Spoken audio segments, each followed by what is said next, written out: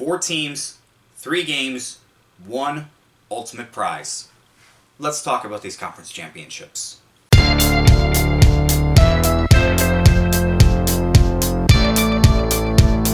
What's going on, guys? Dick Support here, back to another video. Today we are talking about the conference championship matchups. There are 4 teams left and only 2 will get to move on to the Super Bowl, where they hope to hoist the Lombardi Trophy. Not going to waste any more time.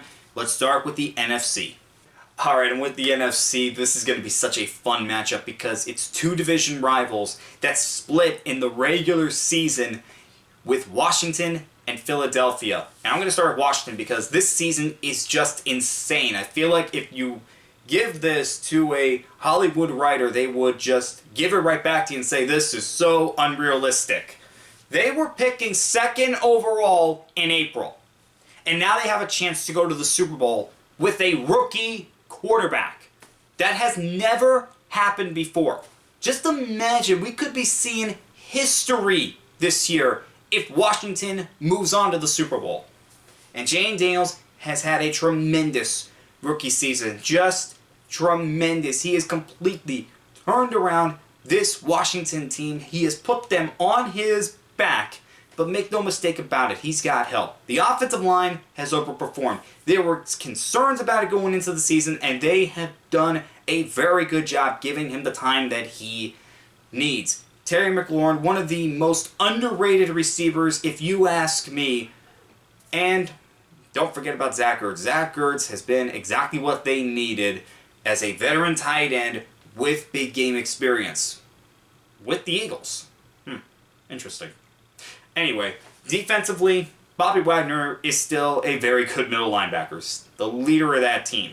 Jonathan Allen and Deron Payne, those 2 speak for themselves. And Marshawn Lattimore, who they got during the season, he's been pretty solid at corner, still has something left.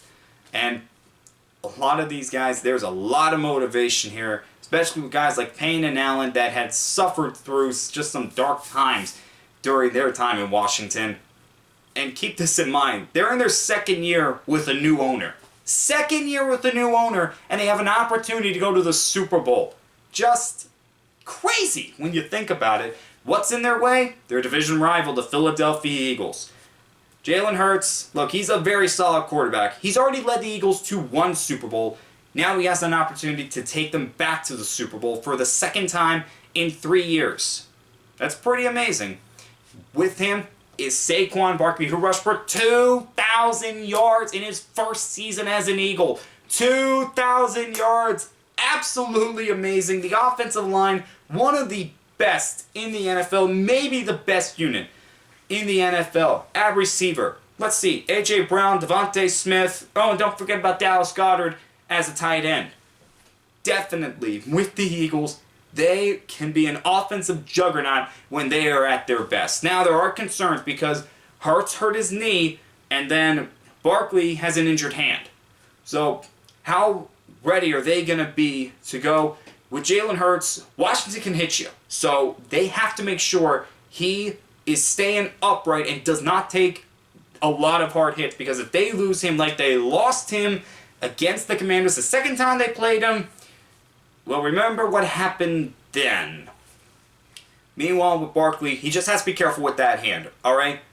Alright, if it's still bothering him, Washington could try to strip that ball out, and with an injured hand, he can't grip that ball as tightly as he could if it was fully healthy. So, that's all I'm going to say about that. But defensively, this unit is just a destructive force. I mean, you have Jalen Carter, who had a breakout season this year. Nolan Smith, who had a pretty good season on his own right.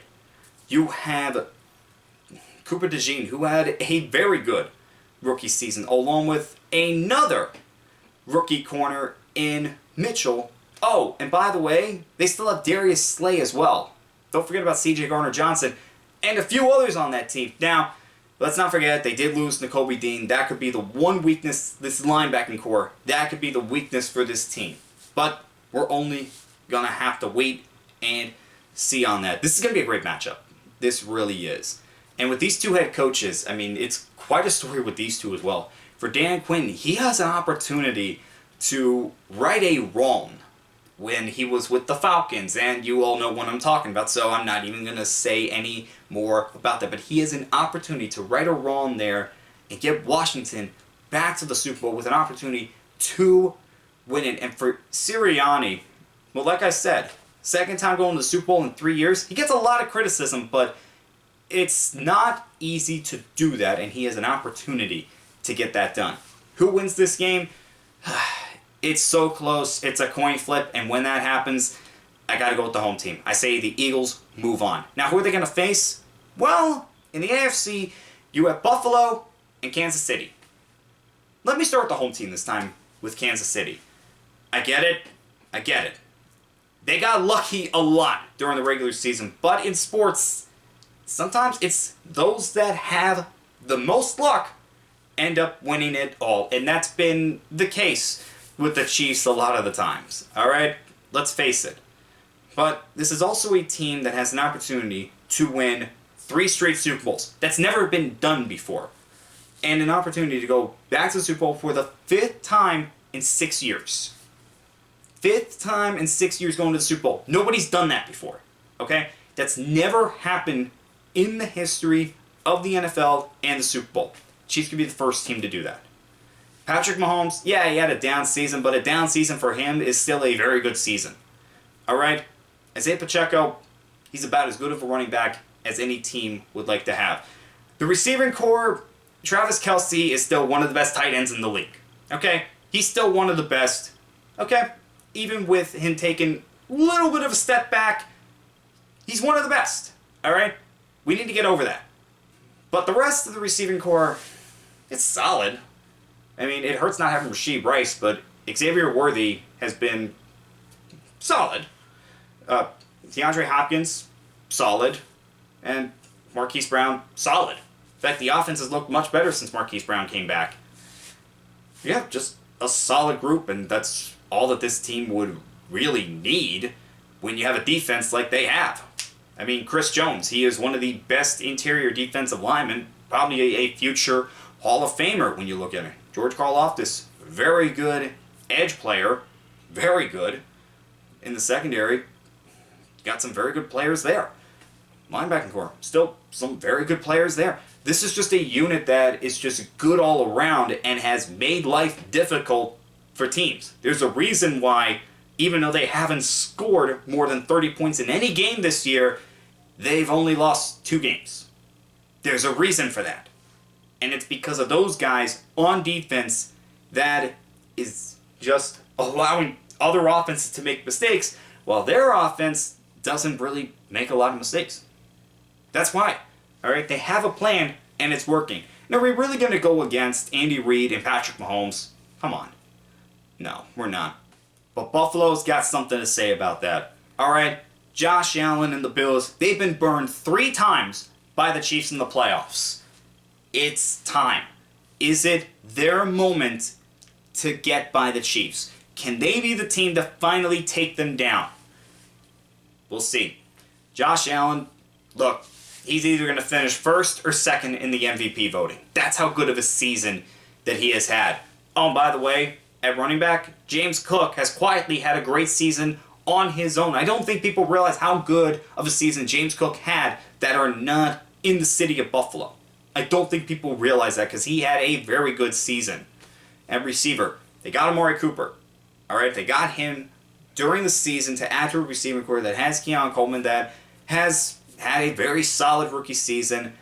And Shakir, who, hey, when he catches it, he has an opportunity to break one. Alright, we've seen him do great with run after the catch all year.